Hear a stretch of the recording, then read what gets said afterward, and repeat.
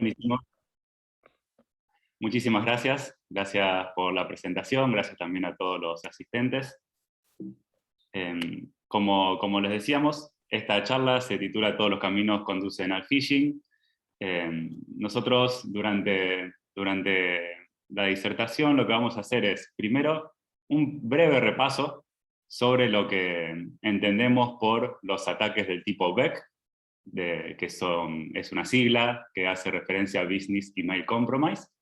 Y a partir de este concepto lo que vamos a hacer es ver cómo un ciberdelincuente llevaría a cabo un ataque de este tipo en la organización de cualquiera de nosotros. Para esto vamos a evaluar un pequeño diagrama de tomas de decisiones en el cual se puede ir avanzando a través del uso de herramientas gratuitas para de alguna manera asegurarnos como ciberdelincuentes que nuestra víctima recibe ese engaño de phishing que queremos realizar. Entonces, bueno, para comenzar, un pequeño repaso. ¿Qué entendemos por Business Email Compromise o ataques del tipo BEC? Este es un ataque de ingeniería social, puramente ingeniería social, donde lo que hacen los ciberdelincuentes es utilizar distintas técnicas para suplantar la identidad de otra persona. Y a través de algún engaño o de algún pretexto, conseguir un objetivo. Ese objetivo, por lo general, es o ganar dinero o robar información confidencial. De este tipo de ataques, de los ataques BEC, se deriva el famoso, por ejemplo, ataque del fraude del SEO, que tanto supimos escuchar y ver en muchísimos reportes de ciberseguridad, donde vendría a ser como un subtipo de ataque BEC, donde el ciberdelincuente suplanta específicamente la identidad de algún ejecutivo de la organización, puede ser el SEO o puede ser alguien de alta jerarquía, y el engaño que se le envía a la víctima consiste en tratar de convencerla de que haga una transferencia de dinero que termina yendo a una cuenta fraudulenta. Estos ataques, bueno, al estar basados en ingeniería social, lo que pasa es que muchas veces no son detectables por las herramientas tecnológicas de seguridad que implantamos en nuestras organizaciones, o a veces directamente ocurren fuera de nuestro perímetro. Y, por ejemplo, el ciberdelincuente envía un correo con el engaño a la cuenta personal de correo del usuario, donde ya no tenemos ese control técnico que tanto buscamos muchas veces. Y el mayor problema de todo esto es el costo que puede implicar a nuestras organizaciones si somos víctimas de un ataque de este tipo. Aquí podemos ver, por ejemplo, en esta diapositiva, vamos a decir, un reporte cualquiera. Yo tomé este de fuente desde el FBI y porque está actualizado y ya tiene los valores de todo el año 2020. Pero cualquier otro reporte que agarremos, vamos a llegar a una conclusión muy similar. Y es que los ataques del tipo BEC generan pérdidas de dinero muy grandes. En este reporte del FBI se indica que hubo pérdidas de 1.8 mil millones de dólares durante el año 2020 por ataques BEC únicamente. Y haciendo una división nomás entre las pérdidas totales y la cantidad de denuncias que recibió en este caso el FBI durante ese año, el costo promedio de los ataques es de $90.000, que es un montón. Si vamos a otros reportes vamos a encontrarnos con una realidad similar, y en muchos casos se termina demostrando cómo los ataques BEC hasta superan en el rédito económico para los ciberdelincuentes a los ataques de ransomware. Así que bueno, la verdad que la relevancia es muy grande de estos ataques al día de hoy. Entonces, eso como una base para lo que viene ahora. Este es un diagrama que un ciberdelincuente podría utilizar para guiar un ataque del tipo BEC contra la organización de cada uno de ustedes. Con un razonamiento como este, lo que puede hacer el ciberdelincuente es aumentar la probabilidad de que su engaño sea recibido en la bandeja de entrada de la víctima, y así lograr su objetivo, que puede ser, como decíamos antes, convencer a la persona que haga alguna transferencia de dinero o obtener información confidencial. Y vemos que, bueno, en el diagrama hay algunos lugares donde hay que tomar ciertas decisiones, y esas decisiones lo que tiene de particulares que se pueden tomar a partir del resultado que arrojan ciertas herramientas gratuitas. Estas herramientas gratuitas nosotros las vamos a estar pasando por chat, y una idea interesante, si les parece, es que vayan ejecutando las mismas mientras avanzamos. Es muy sencillo, es rellenar un simple formulario, nada más, y pueden descubrir qué decisiones tomaría un ciberdelincuente en el caso de la organización de cada uno de ustedes, como para hacerlo un poco más entretenido. Así que comenzamos ya con lo que sería el primer paso de este diagrama, que tiene que ver con la inteligencia que va a hacer él o los ciberdelincuentes antes de lanzar su engaño. Básicamente, esto se hace a través de OSINT, que es una sigla en inglés, que hace referencia a inteligencia de fuentes abiertas.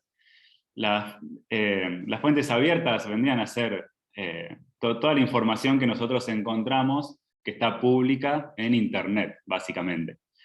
El objetivo del ciberdelincuente en este punto es obtener principalmente el correo electrónico de la persona que desea suplantar, supongamos el CEO de cierta organización, y también el correo electrónico de la víctima, a quien le va a enviar el engaño, para lograr hacer un ataque más creíble y más efectivo. Para esta actividad existen un montonazo de herramientas. Hay gratuitas, hay también de pago, y nosotros, como para simplificar y también para demostrar que no hace falta ser ningún experto para esto, vamos a dar un ejemplo utilizando dos herramientas puntuales. Una se llama Email Harvester, que ahí le vamos a enviar el enlace para que la puedan utilizar si quieren ahora, y sirve para cosechar, vendría a ser la palabra harvester, es cosechar en inglés, cosechar las direcciones de correo corporativas de la organización de cada uno de ustedes que están públicas en Internet. Se automatiza la búsqueda en foros, en redes sociales, en comunidades en línea y demás, y se resume en un informe.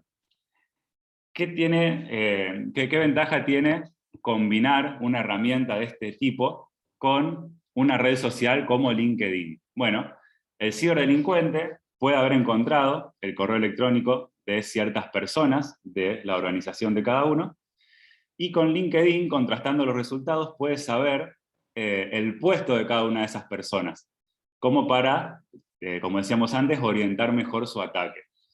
Y entonces, a partir de combinar estas dos fuentes de datos, se pueden tomar distintas decisiones. Va a depender de los resultados que se obtengan, pero, a ver, podemos ver un caso puntual. Yo aquí tengo un ejemplo con SmartFence, donde, bueno, modifiqué un poquito las direcciones que aparecían en el reporte, pero supongamos que el ciberdelincuente se encuentra con una situación así, donde puede ver que todas las direcciones de correo de la empresa son del tipo nombre, punto, apellido. En este caso, @dominio. Al contrastar con LinkedIn, puede ser que no encuentre el correo electrónico del CEO. Pero en LinkedIn puede ver cuál es el nombre y el apellido del CEO. Entonces, fácilmente puede concluir que, viendo las otras direcciones de correo que se han filtrado, el correo electrónico del CEO seguramente vaya a ser también su nombre, punto, su apellido, @dominio. Con razonamientos de este tipo y analizando un poquito la información que arrojan estas herramientas de OSINT y las redes sociales que tenemos a nuestro alcance, ya se puede ir dando forma o sentando las bases de lo que va a ser el ataque que se va a realizar. Esto está bueno también pensar cómo nos podemos proteger, más allá de pensar como el ciberdelincuente, a ver de qué manera lanzar el ataque, cómo nosotros en nuestra organización nos podemos proteger de un ciberdelincuente que está realizando este tipo de investigaciones. Bueno, puntualmente, viendo las herramientas que utilizamos, nosotros como responsables de seguridad lo que podemos hacer es controlar de manera periódica los resultados de una herramienta de este tipo. Nosotros podemos ver quién aparece en este reporte de correos electrónicos filtrados, si es una persona más o menos riesgosa, por ejemplo, si está apareciendo directamente el correo electrónico del CEO, o si en realidad son otros puestos menos riesgosos los que están filtrando su correo electrónico, qué cantidad hay, si crece en el tiempo, si se mantiene. Entonces esto ya nos va a dar una visibilidad del problema. Y a partir de eso, nosotros podemos realizar, por ejemplo, acciones de concientización. De manera general, en toda la organización sería mucho mejor, para inculcar comportamientos seguros en los usuarios sobre lo que sería el uso responsable del correo electrónico. Y también enseñarles a los usuarios cuál sería la manera correcta de identificar y de reaccionar posibles trampas de phishing que están mucho más expuestos a recibir porque justamente sus correos electrónicos están públicos en Internet. También se puede hacer acciones de concientización específicas para aquellas personas que están apareciendo en el reporte, pero bueno, siempre utilizando un refuerzo positivo. En concientización siempre los contenidos de concientización se recomiendan que vayan por el lado de reforzar aquellas prácticas positivas y que no se vaya a, vamos a decir, regañar o retar al usuario porque hizo algo mal, sino explicarle por qué sería importante mantener su correo electrónico confidencial, qué le podría suceder a nivel corporativo y también a nivel personal por tener expuesta información de este tipo, de qué manera puede cuidar el correo electrónico y demás. También, por último, lo que podemos hacer es realizar alguna acción puntual para quitar un correo electrónico que se haya filtrado. Esto llevaría más tiempo, más trabajo, pero si vemos que, bueno, tal correo, como decíamos antes, el del SEO, está filtrado en ciertos foros, podemos decir, bueno, podríamos dedicar el tiempo, dada la gravedad y dado el nivel de riesgo de la persona, para ver si podemos contactarnos con los webmasters de ese foro y pedir que se dé de baja, por ejemplo, el lugar donde está apareciendo ese correo. Esto, bueno, viendo un poquito cómo nos podemos proteger de este punto en específico de lo que es el camino del ciberdelincuente para lanzar este ataque. ¿Con qué seguimos? Bueno, como ciberdelincuentes ya tenemos lo que es el correo electrónico de la persona que queremos suplantar y de la víctima. Ahora tenemos que elaborar el engaño, ese correo electrónico con el pretexto o el engaño que va a llevar al usuario, a la víctima, a que, por ejemplo, realice una transferencia de dinero o lo que nos interese como ciberdelincuentes. En esto, la idea, bueno, no es detenernos mucho dentro de la presentación, principalmente porque es un tema muy grande, lo que es los pretextos y los engaños de ingeniería social. Sí vamos a mencionar que usualmente estos ataques van a estar orientados al desvío de fondos, como veníamos diciendo, y las técnicas de ingeniería social van a ser las tradicionales de toda la vida, que de hecho en Google podemos llegar a encontrar un montón de ejemplos. Como, bueno, tenemos ejemplos para tirar para arriba justamente por la cantidad de ataques que hay de este tipo. Y discúlpame que te interrumpa, Nicolás, ¿nos podrías comentar algún ejemplo típico, o quizás no tan típico, de este tipo de ataque BEC? Más que nada, como para ilustrarnos un poco cómo sería el contenido, ¿no?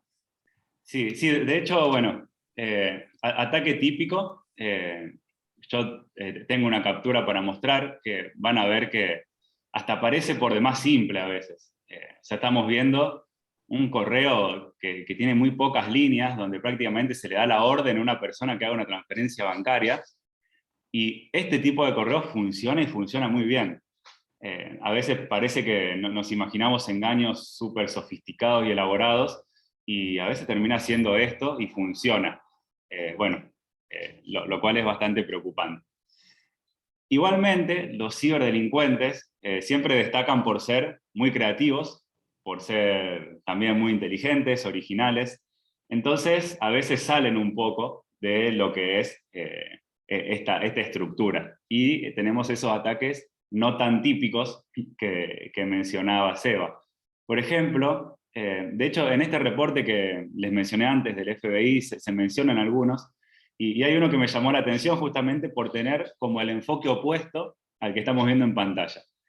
Lo que habían hecho los ciberdelincuentes, en este caso, que si no me equivoco había sido a principios de 2020, fue hacer al revés, suplantar la identidad de una persona de baja jerarquía y escribirle a una persona de alta jerarquía. Fue justamente el enfoque opuesto. Entonces, ¿qué hicieron? Suplantaban la identidad de empleados cualquiera de la organización y le escribían a los encargados de recursos humanos. Y le pedían al encargado de recursos humanos que por favor se modifique la cuenta bancaria a la cual se estaba enviando el sueldo del empleado que se estaba suplantando la identidad. Entonces, bueno, hacían un pequeño proceso de validación de las cuentas, y claro, a principios de mes, el sueldo del empleado iba a parar a la cuenta bancaria del ciberdelincuente. Que bueno, la verdad que está bueno por lo creativo, y por lo que se lee en el informe, se realizó y funcionó, y los ciberdelincuentes obtuvieron dinero a través de este engaño. Entonces, bueno, la verdad que sorprende a veces las ideas que se les ocurren, y bueno, y también lo bien que funcionan. De hecho, bueno, la ingeniería social y los engaños de phishing ya hace muchísimos años que están dando vueltas entre nosotros, y siempre que ha demostrado la efectividad que tienen. Entonces, bueno, ¿qué seguiría a partir de esto? Recuerden que, bueno, veníamos investigando un poquito nuestras víctimas, elaborando lo que va a ser nuestro correo con el engaño, y ahora viene por ahí la parte más divertida, y es cómo nos aseguramos que la víctima reciba ese correo. Esto es esencial, porque si la víctima no recibe el correo, si le llega spam, nuestro ataque no, como ciberdelincuentes, nuestro ataque no va a tener ningún efecto. Entonces nos tenemos que tratar de asegurar que ese correo llegue a la bandeja de entrada. Y si nos ponemos a ver, tampoco es tan complicado. Al menos en el diagramita se ve que son un par de decisiones y listo. Nosotros nos vamos a centrar ahora en lo que son ataques a través de correo electrónico, pero está bueno aclarar que este tipo de ataques de suplantación de identidad también se llevan a cabo a través de otros medios, pero según ciertos informes, más o menos, siempre se habla más del 90% de los ataques de phishing siguen siendo por correo electrónico. Y eso seguramente sea porque dan un muy buen resultado ahí, y porque los ciberdelincuentes ya tienen bien aceitado todo el proceso y les funciona bien. Lo que van a buscar los ciberdelincuentes cuando envíen su correo, como decíamos, es llegar a la bandeja de entrada del usuario y hacer una suplantación de identidad. Para hacer esto, lo primero que puede hacer un ciberdelincuente es ver si el dominio de la organización que se quiere suplantar está protegido o no justamente contra la suplantación de identidad. La respuesta a esto nos la da la presencia de ciertos registros en lo que vendría a ser los DNS del dominio de la organización. Puntualmente son los registros SPF, DKIM y DMARC. Son registros que se crearon justamente para combatir la suplantación de identidad, y se complementan entre sí. SPF lo que hace es definir quién tiene autorización para enviar mensajes en nombre de cierto dominio. El @ suempresa.com. SPF define, por ejemplo, qué direcciones IP pueden enviar mensajes utilizando este dominio. Luego, lo que hace DKIM es incorporar una firma digital dentro de los correos electrónicos, como para añadir una medida extra de autenticación. Y DMARC lo que termina haciendo es comprobando que el dominio que el usuario final ve en lo que sería el campo from o de los correos electrónicos haya sido autenticado justamente por alguna de los registros que mencionábamos anteriormente, por SPF o por DKIM.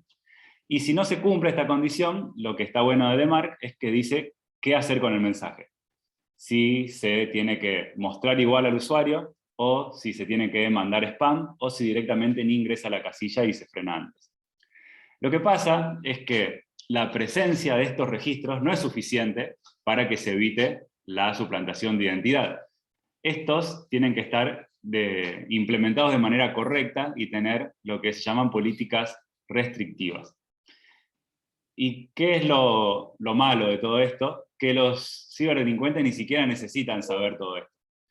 Con utilizar una herramienta que haga un análisis sobre el dominio que se quiere suplantar, ya es suficiente.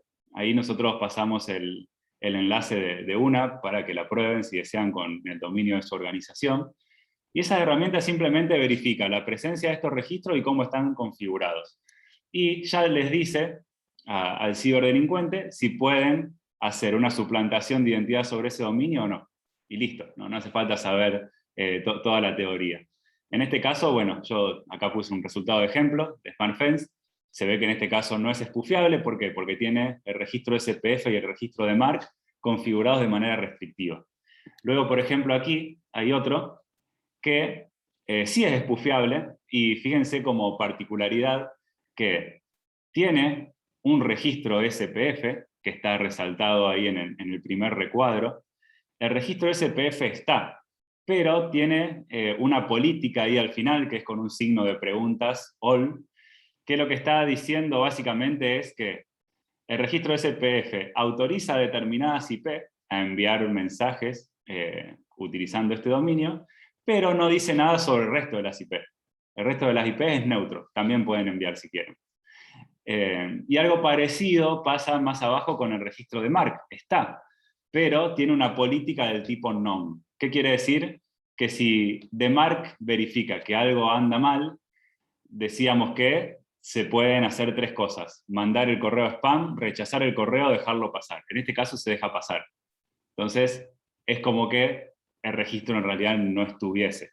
Esto parece que no tiene mucho sentido, pero en realidad se utilizan ambas cosas en las etapas de implementación de estos registros, como para hacer diagnóstico y ver que esté todo bien, pero luego esto se tiene que cambiar y las políticas tienen que ser restrictivas. Esto, bueno, es muy importante para tenerlo en cuenta. ¿Qué pasa si el dominio es espufiable, si se puede suplantar? El ciberdelincuente directamente hace una suplantación de identidad, así de una, no tiene que hacer nada más. Arma su correo electrónico, acá hay un ejemplo, no sé, con Python, pero hay un montón de herramientas en línea que se pueden utilizar directamente.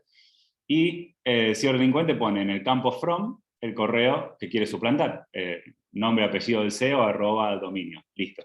Y ya lo manda, y ese correo llega a la bandeja de entrada de la víctima, como si hubiese sido enviado justamente por el CEO de la organización. Eso es la suplantación directa. ¿Cómo nos podemos proteger de algo así? Como veíamos, a ver, hay que tener bien configurados y bien implementados los registros, los 3 registros, como primer paso, y también hay que tener en cuenta que no son infalibles. ¿Por qué? Porque cada cliente de correo los va a interpretar y los va a utilizar de una manera específica. Más allá de que haya estándares que lo definen, hay que tener cuidado con esto. Y más de una vez nosotros pudimos ver, incluso en SmartFence, cómo hay inconsistencias en la validación de estos registros por parte de los clientes de correo. Son muy útiles, pero no son infalibles. Y también lo que tenemos que tener en cuenta, además de lo que vendría a ser la medida técnica de implementar los registros de manera correcta, es tener en cuenta nuevamente a los usuarios. Los usuarios tienen que conocer qué es la suplantación de identidad y cómo la pueden identificar y cómo pueden prevenir. Y los contenidos de concientización que nosotros utilicemos para esto le tienen que explicar al usuario por qué. O sea, por qué le es útil saber esto. Y esto es muchas veces en lo que fallan algunos contenidos de concientización. Le dicen al usuario qué hacer y qué no, pero no le dicen por qué. Entonces el usuario no encuentra un interés y no encuentra una motivación para tener un comportamiento que nosotros estamos tratando de implantarle. Entonces, estas son las medidas de protección que tendríamos propuestas en este caso. Disculpame, Nico, te hago otra consulta. En este caso, por ejemplo, cuando las organizaciones utilizan correos electrónicos en la nube como Office 365 o G Suite, por ejemplo, ¿los registros SPF, DKIM y DMARC están configurados por defecto o cada empresa es responsable de hacerlo? Sí, esa es una pregunta que está buena porque, a ver, lo que pasa muchas veces es que, por ejemplo, tenemos nuestros correos electrónicos con Google y nos sentimos ya como Claro. indestructibles, intocables, que Google nos va a filtrar todos los correos y no nos va a pasar nada. Y en realidad no hay nada más lejos de la realidad que eso, porque de hecho, si recordamos, decíamos que los registros SPF, DKIM y DMARC son registros DNS que están dentro de lo que es el dominio de nuestra organización. Nosotros, cuando configuramos el envío de correos a través de Google, con nuestro dominio corporativo, el dominio sigue siendo nuestro y los registros DNS de ese dominio siguen estando bajo nuestra responsabilidad. Justamente para que funcione el envío de correos, por ejemplo, mediante Google o mediante Office 365, lo que hacemos es editar la zona DNS de nuestro dominio y añadimos ciertos registros MX para que el servicio que hayamos elegido, por ejemplo Google, pueda enviar correos con nuestro dominio. O sea, el dominio y los DNS de ese dominio siguen estando bajo nuestra responsabilidad. Si nosotros no configuramos el SPF, el DKIM y el DMARC, no van a estar, y Google no lo va a poner por nosotros. Entonces, de hecho, por este motivo, es que también es muy efectivo muchas veces, este tipo de ataques se pueden hacer con la vía de la suplantación directa, porque le estamos facilitando a los ciberdelincuentes el camino por creer que estamos protegidos por utilizar un proveedor que, bueno, tiene cierto prestigio, pero bueno, en muchos casos hay que tener cuidado y este es uno de ellos. Y bueno, avanzamos y vemos qué pasa, qué tiene que hacer el ciberdelincuente si resulta que el dominio está protegido por estos registros que estábamos mencionando recién. Todavía hay varios caminos para tomar. Uno de ellos es ver si el servidor de correos de la organización víctima tiene alguna vulnerabilidad. En este caso, mencionamos una como para ejemplificar.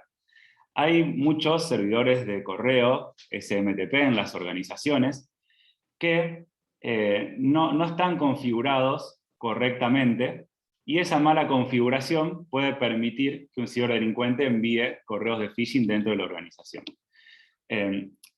¿Esto cómo es posible? Bueno, esto sucede por configuraciones por defecto que se realizan dentro de los servidores SMTP, que están destinadas principalmente a combatir el spam. Quizás muchos recuerden el concepto de los Open Relay, que son servidores SMTP que están configurados para permitir que cualquier usuario en Internet se conecte a ellos y envíe un correo.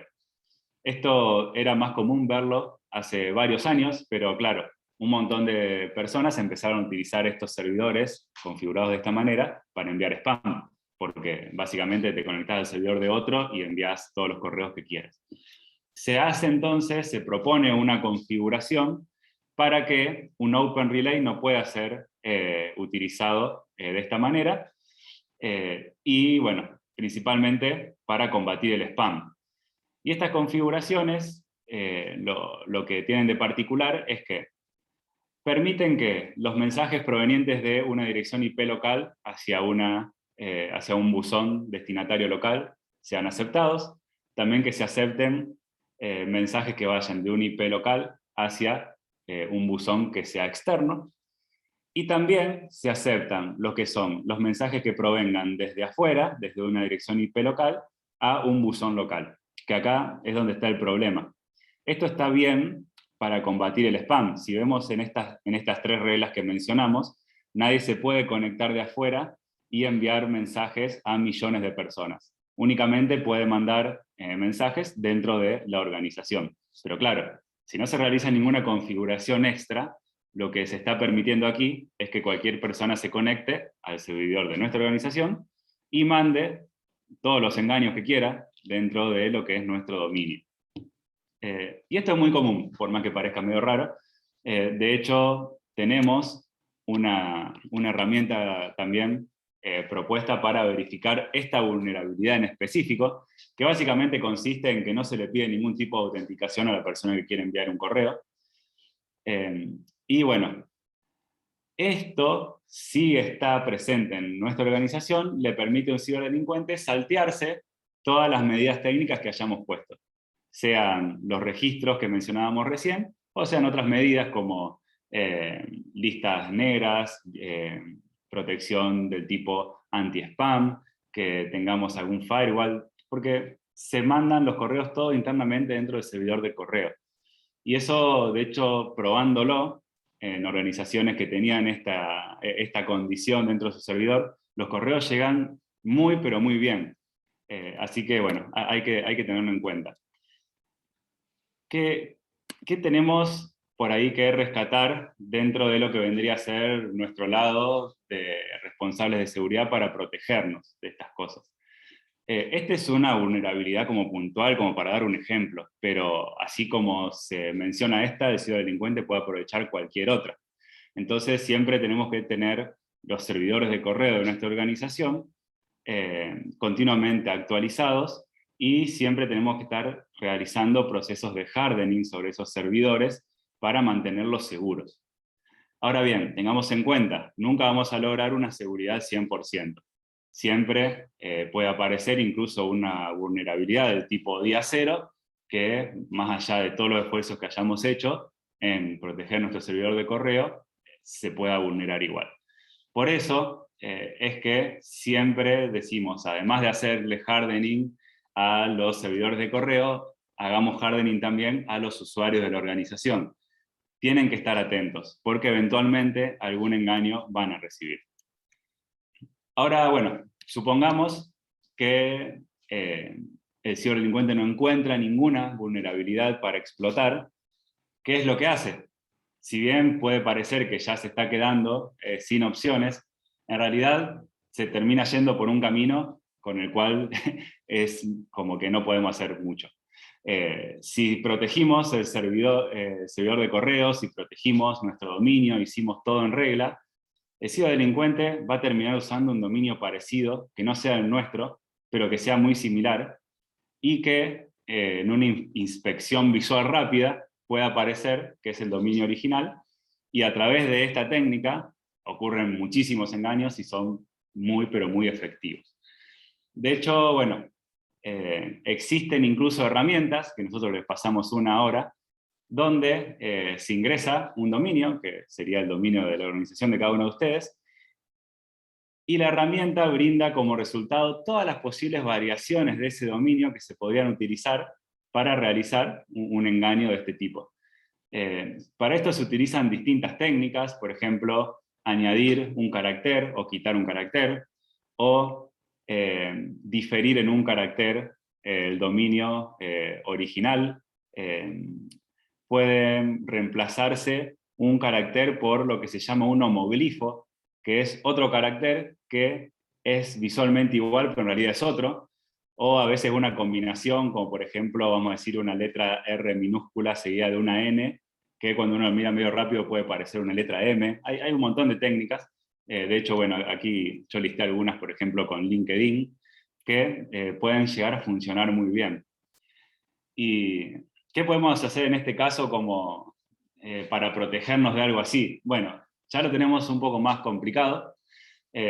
Podemos utilizar la herramienta o una herramienta como la que enviamos, por el hecho de que tiene de particularidad que además de listarnos todos los dominios similares al nuestro, nos indica cuál de ellos está activo. Entonces, si nosotros controlamos un informe como este de manera periódica, podemos ver si se está activando algún dominio similar al nuestro e ingresar a ver qué contenido hay en él, porque nos podemos llegar a llevar la sorpresa de que, bueno, están clonando el sitio web de nuestra organización, por ejemplo. Esto hay que tenerlo en cuenta. Hay organizaciones que lo que hacen es comprar los dominios que se ven más similares al original.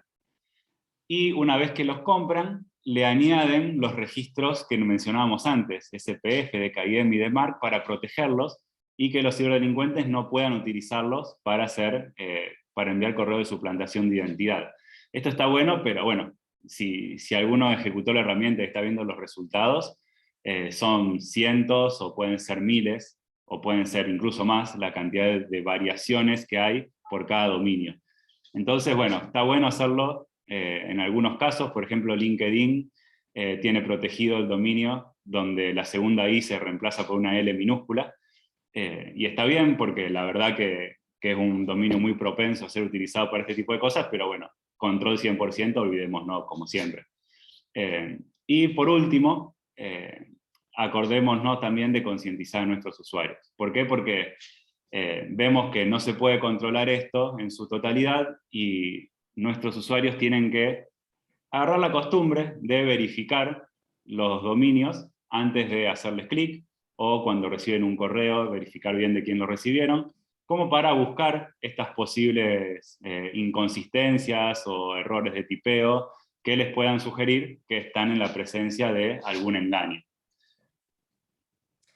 La verdad, Nico, que escuchándote uno llega a la conclusión, ¿no?, de que por cada medida técnica que implementamos, los ciberdelincuentes encuentran alguna manera de sortearla y llegar al usuario con sus engaños, ¿no? O sea, si bien nos gustaría lograr un control técnico total de todos los posibles caminos, vemos que esto es virtualmente imposible dentro de la organización, y creo que ni hablar fuera de ella, ¿no? O sea, con los dispositivos personales, los sistemas personales del usuario, ¿no? Es un poco esa la conclusión, ¿no? Una charla bien desmotivadora. Sí, me parece que sí. Claro, y de hecho, bueno, yo lo que tengo acá es si bien terminamos con todo el diagrama y vemos que el ciberdelincuente de alguna manera se asegura llegar a la bandeja de entrada del usuario, quise añadir este bonus track, ya que teníamos tiempo dentro de la presentación, para demostrar, bueno, lo que decíamos antes, que los ciberdelincuentes son muy creativos, son muy originales, siempre están evolucionando, y muchas veces, como estábamos concluyendo ya ahora, todas esas medidas técnicas que tanto nos esforzamos en implementar y está muy bien, no llegan a ser 100% suficientes. Y con esto, bueno, es una muestra más de lo que estamos diciendo. Tiene que ver con un caso de phishing que nos llegó, le llegó un compañero nuestro de SmartFence, nos lo reenvió, nos dijo, miren qué phishing tan creativo. Y de hecho nosotros, bueno, realmente cuando lo vimos nos comunicamos con algunos expertos en ciberseguridad que están continuamente luchando contra el phishing, y nos dijeron, sí, la verdad que todavía no habíamos visto ningún phishing siguiendo este proceso. Por eso también no solo fue, bueno, verlo, analizarlo, sino que lanzar un post donde explicamos un poco todo el paso a paso que hace el ciberdelincuente para este caso en particular, como para, bueno, difundir este tipo de ataques. Y también lo que hicimos fue generar un newsletter dentro de la plataforma, donde se le explicaba al usuario final, en palabras sencillas y para que lo comprenda de manera fácil, en qué consistía este ataque, de manera que aquellos usuarios que recibieron este newsletter pudieron estar preparados en caso de que lo recibieran. Y de esa manera se disminuye el riesgo dentro de la organización de que los usuarios caigan en una trampa como esta, que fíjense, es fácil de realizar y está buenísima. Lo que hace el ciberdelincuente es crearse una cuenta de Google cualquiera, y no importa la dirección que le ponga. Yo de hecho ahí en la captura puse cualquier cosa @gmail.com, no importa. Lo único que importa es poner el nombre y el apellido de la persona que se quiere suplantar. Imagínense, no sé, el CEO de la organización de cada uno de ustedes. Lo único que hay que hacer. De hecho, una vez que se crea la cuenta, ahí justo una captura apenas se está creando, pero una vez que se creó, se le puede poner una foto de perfil que se puede tomar, por ejemplo, de LinkedIn, de ese SEO que se quiere suplantar, nos copiamos la imagen y la ponemos también dentro de la cuenta. Hasta ahí muy sencillo, y sigue siendo sencillo los pasos siguientes. Lo que se hace luego es crear un documento en Google Docs y escribir ahí lo que sería el engaño. Lo que mandaríamos por email lo ponemos aquí en el cuerpo de lo que es el documento de Google. Luego seleccionamos ese texto y arrobamos en un comentario a la víctima. Y ya está. De esa manera, así de sencilla, nos aseguramos lo que le terminamos llamando dentro de SmartFence una suplantación de identidad a nivel Dios. Porque no hay forma, no hay ningún indicio en el que uno se pueda dar cuenta cuando recibe un correo como el que estamos viendo en pantalla, que vendría a ser la notificación de ese comentario que nos dejaron, de saber que esto es una suplantación de identidad. ¿Por qué? Porque no se muestra en ningún lado, Google no muestra el correo electrónico de remitente. Por eso yo le decía, puede ser cualquier cosa @gmail. Lo único que muestra es el nombre, el apellido y la foto de perfil, que podemos editar todo en lo que es la cuenta de Google. El asunto del correo también lo podemos editar, porque se toma del título del documento, y de hecho, la víctima ni siquiera tiene que entrar al documento. porque ya el engaño está ahí, ya le llegó al correo. Incluso si, por ejemplo, ese correo electrónico la víctima lo tiene configurado en su smartphone, hasta le va a llegar una notificación del tipo push, de la misma, por ejemplo, de Gmail, avisándole que tiene este mensaje. O sea, le estamos enviando el engaño hasta por distintos medios, y de manera muy sencilla. O sea, vieron lo que eran los pasos. O sea, nos creamos una cuenta, creamos un documento, y ya está el engaño ahí en la bandeja de entrada del usuario, y le llega a la bandeja de entrada. No quiero decir 100%, porque no me gusta decir 100%, pero creo que hasta me animaría a llegar a decir 100% de los usuarios. Porque, o sea, está saliendo de Google el mensaje. O sea, Google tiene buena reputación en todos lados, tiene los registros que mencionábamos antes, DKIM, SPF y DMARC, y como el correo sale de Google, están todos en regla. Aquí yo los copié de una prueba que hice y los pego acá, y fíjense que los 3 registros, está ahí resaltado en negrita, dicen paz, están todos perfectos. Así que le va a llegar a la bandeja de entrada del usuario. Todo cortesía de Google. ¿Y qué hacemos en este caso? Bueno, si nos ponemos a analizar, el dominio del cual salen estos correos es de Google, y lo más probable es que no va a caer en una lista negra ese dominio. Tampoco puede que no sea a nosotros como organización útil o práctico incluir a los dominios de Google en las listas negras de nuestra organización, más allá que este engaño también después puede llegar por afuera. Lo máximo que hizo Google, en el caso real que nos compartió a nosotros nuestro compañero, fue bloquear el ingreso al documento que tenía el engaño. Pero como vimos, ni siquiera hace falta ir al documento, porque el engaño queda en el correo electrónico. Así que eso no sirve para nada.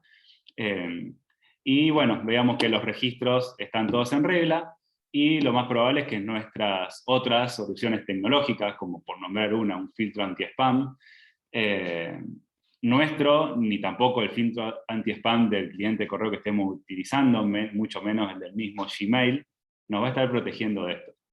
Y aquí es donde, bueno, llegamos un poco a la conclusión de que en este tipo de ataques, que son los ataques basados en ingeniería social, no nos puede faltar el arma principal, que es la concientización. ¿Por qué? Porque estamos haciendo una estrategia de seguridad en capas, eso no nos olvidemos. No estamos diciendo no hagamos una cosa, solo concienticemos. Estamos añadiendo una capa más a las cosas que ya estamos haciendo antes, que es importantísima.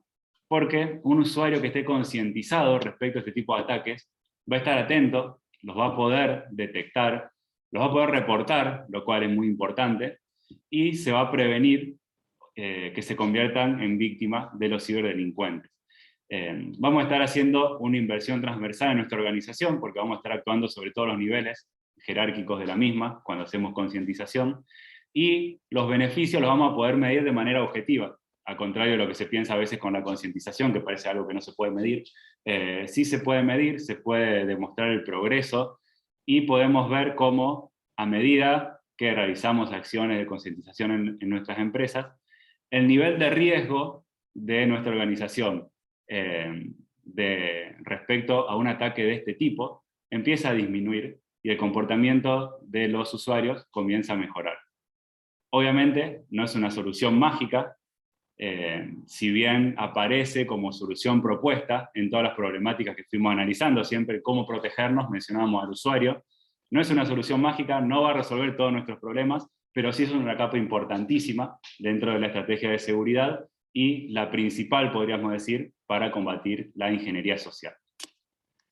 Y bueno, con eso damos por finalizada la charla, y bueno, dejamos espacio para preguntas, y también tenemos una pequeñísima encuesta de creo que 3 preguntitas fáciles de responder, que les vamos a estar enviando a todos. Gracias, Nico, gracias, Eva. Sí, la verdad muy interesante. Me quedé pensando en cuántas veces habremos recibido este tipo de ataques y habremos respondido, ¿no? sobre todo desde el celular. Voy a compartir ahora la pequeña encuesta, y luego les va a estar llegando por correo también otra más, un poco más abierta, consultándoles sobre algunos temas que sean de su interés para nuestros próximos webinars. Bien. Si hay alguna pregunta, la pueden hacer en el chat o pueden levantar la manito y les abro el micrófono para que puedan hablar a los participantes. si van a pasar la grabación para poder volver a verla. Sí, Rafael, vamos a compartirla.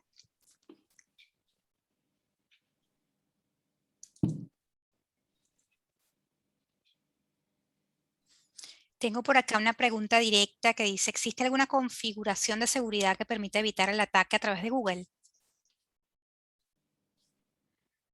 Bien, bueno, supongo que se puede referir a este último ataque. Nosotros, bueno, lo estamos siguiendo de cerca estos ataques. De hecho, no es el único. Hace poquito lanzamos otro post en nuestro blog, donde mencionamos otro en el cual lo que hace el ciberdelincuente es hostear un sitio de phishing, así como suena, en un dominio de Google de manera extremadamente sencilla. Y tiene también un poquito alguna similitud con lo que veíamos recién. Es básicamente crearse una cuenta de Google, subir el HTML del sitio de phishing en Google Drive, y luego a ese HTML publicarlo a través de Google Docs. Es bastante sencillo, es un paso a paso, son 3-4 pasos. Y el sitio ese, el HTML con el phishing, queda publicado bajo el dominio de docs.google.com, que tiene también una reputación buenísima y lo pueden enviar en cualquier correo, en cualquier lado, que no los va a bloquear nadie a eso. Y el phishing queda alojado ahí en Google. Y hasta ahora, bueno, no encontramos, tampoco Google publicó ninguna medida que nos esté permitiendo evitar o controlar un ataque así. Lo más nuevo que salió de Google, que fue, yo creo que hace 3-4 semanas, fue la posibilidad de bloquear en Google Drive a cierto destinatario que nos comparte cosas. Entonces, si vamos al ejemplo que veíamos antes, nos llegó este engaño a través de Google Docs, y lo pudimos identificar, vamos a poder bloquear a ese remitente para que no nos vuelva a enviar otro. Pero bueno, es una medida reactiva, no estamos previniendo. Estamos reaccionando una vez que el engaño se detectó. Entonces, bueno, por ahora, bueno, yo creo que el mismo Google la tiene complicadísima porque se está utilizando sus mismas tecnologías y todas las mismas opciones que Google brinda, bueno, para una causa negativa, y la van a tener complicada para poder prevenirlo, la verdad. Es correcto, sí, yo también noté en el Drive que avisó, viste, con tiempo de anticipación que se iban a dejar de compartir algunos documentos. Incluso te decía cuáles eran los documentos que se iban a dejar de compartir. Y en mi caso en particular me vino buenísimo porque tenía documentos compartidos con personas que hace más de 2 años que no tenía contacto, ¿no? Claro, claro. A nivel laboral, así que capaz que ni estaban ya en ese rol en esa empresa y quedaba eso ahí, digamos, divagando. Sí. Tengo otra pregunta. ¿Cuál es la diferencia entre un ataque tipo BEC y otro del tipo EAC? Bien, bueno, estos dos ataques, bueno, BEC, recordemos, es Business Email Compromise, y EAC sería Email Account Compromise. O sea que ya de por sí los nombres son muy similares. De hecho, hay bibliografías que no expresan diferencias entre ambos. Pero sí se puede hablar de una diferencia entre ambos. El ataque del tipo BEC es como veíamos hoy, donde el ciberdelincuente suplanta la identidad de una persona y envía un correo electrónico haciéndose pasar por alguien. En los ataques del tipo EAC, Email Account Compromise, lo que hace el ciberdelincuente primero es comprometer la cuenta de correo de la persona que quiere suplantar. En el BEC no hace falta, desde cualquier servidor de correo se manda el email suplantando la identidad de la persona. En el EAC se está comprometiendo la cuenta de correo, por ejemplo, del CEO de nuestra organización, es decir, que el ciberdelincuente obtiene el nombre de usuario y la contraseña para iniciar sesión en la cuenta de correo de su víctima. Y bueno, se hace también un poquito más grave porque el ciberdelincuente ya está dentro de la cuenta de correo, por ejemplo, del CEO, ya tiene acceso a todas sus comunicaciones, a todos sus correos, a los archivos adjuntos que haya enviado, que haya recibido. Entonces se puede hacer un ataque mucho más elaborado y efectivo. De hecho, en este tipo de ataques, usualmente lo que hace el ciberdelincuente es interferir en algún punto de alguna conversación. Empieza a prestar atención a algún ida y vuelta que esté sucediendo dentro de la organización. Por ejemplo, no sé, se está hablando con cierto proveedor para acordar una compra, y en el momento exacto se interfiere en esa comunicación y se logra, por ejemplo, que un pago se realice a una cuenta bancaria fraudulenta. Entonces esa es la principal diferencia que se pueden citar entre ambos. Tremendo. Rafael nos pregunta, volviendo al tema anterior, si el problema que tiene Google también lo tiene Outlook. Muy buena pregunta para todos los que usamos Outlook, ¿no? Claro, claro. Bueno, sí, vieron que con Office 365 existe la posibilidad también de editar de manera colaborativa documentos y hojas de cálculo y demás herramientas. Entonces, en principio se podría realizar también un ataque similar. Nosotros no recibimos ninguno, tampoco tenemos conocimiento de que se esté realizando, pero bueno, también quizá puede ser porque Google, en cuanto a las herramientas colaborativas, está un poquito más extendido, pero yo creo que se puede realizar incluso una prueba de concepto desde Office 365 con lo que podría ser el Microsoft Word colaborativo, y podemos llegar a obtener un resultado similar. Yo nunca utilicé estas herramientas, pero creo que también va a tener la opción de dejar un comentario y arrobar a una persona, y probablemente se pueda hacer sin problemas. Buenísimo.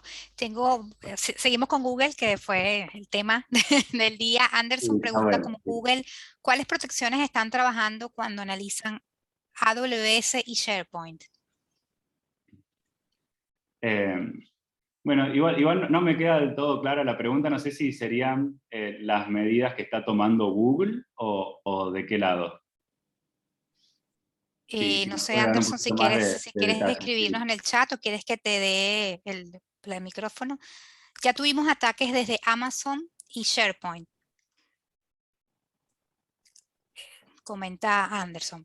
¿Quieres que te habilite el micrófono? No. Ok, bueno. Está bien, está bien. Sí, sí, pasa que ahora incluso con estos comentarios también vemos lo extendido que están este tipo de ataques. O sea, Claro, sí, ya entendí un poco lo que comenta Anderson, claro, que suplantan cuentas en Amazon y en SharePoint como lo estuvieron haciendo en Google. Es verdad, yo claro, claro, tuve un claro. caso bastante cercano con Amazon que sí, suplantaron una cuenta, hicieron ventas de productos y era un clon, Claro, digamos. claro, sí, sí, sí, sí, Sí, entiendo. Eh, sí, los ciberdelincuentes le buscan la vuelta y como decíamos seguro. recién, utilizan los mismos features que nos entrega Google o quien sea para trabajar cotidianamente, y le buscan la vuelta enseguida para usarlos en nuestra contra. Claro.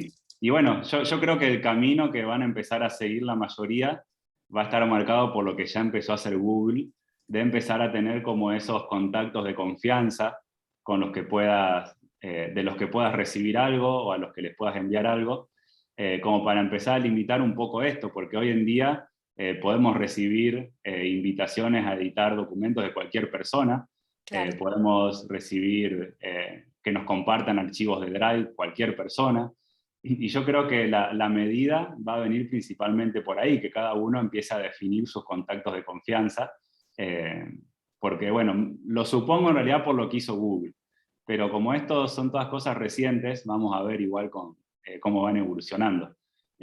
Y también vamos a ver cómo los ciberdelincuentes se la arreglan y le buscan la vuelta también. Así que sí, como hacen siempre. Es una realidad.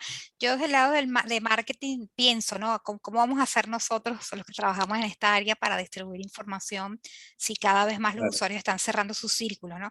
Hoy en día usamos la posibilidad de que la gente se suscriba o se registre alguna información, sea por motus propio, y a partir de ahí empezamos a nutrir los contactos, pero está claro. complejo. La verdad que sí es un tema Sí. bastante relevante. Sí, sí, las medidas que se toman contra el phishing usualmente afectan también a las medidas, al marketing y a las campañas Claro. de ese tipo, sí.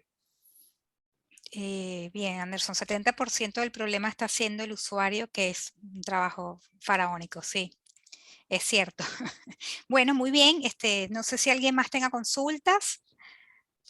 Les agradezco a todos gracias a ti, Anderson, les agradezco a todos por haber participado, por haber hecho la encuesta y bueno, vamos a dejar esta sesión grabada, luego se la vamos a compartir por correo electrónico junto con otras consultitas que tenemos para ustedes. Agradecida con Nicolás y con Eva, Bueno, excelente información y la verdad que tengo que decirte que me encantó la presentación y las imágenes sobre todo fueron muy alegóricas con la temática, muy buena. bueno, buenísimo, buenísimo. Un gusto haber estado aquí presentes y bueno, cualquier consulta, ahí está nuestro correo, así que todo lo que surja estamos dispuestos y disponibles a seguir trabajándolo. Muy bien, muchas gracias a todos y nos vemos el próximo último jueves de septiembre. De septiembre. Exactamente. Gracias. Muchas gracias, Gabriela. Muchas gracias a todo el equipo de Invensis por la organización de este webinar Por favor. y de toda la seguidilla de webinars que vamos a tener de aquí a fin de año. Así es. Nos vemos en la próxima. Gracias. Nos vemos. Gracias a todos. Hasta luego. Chao. Chao, chao. Chao, hasta luego.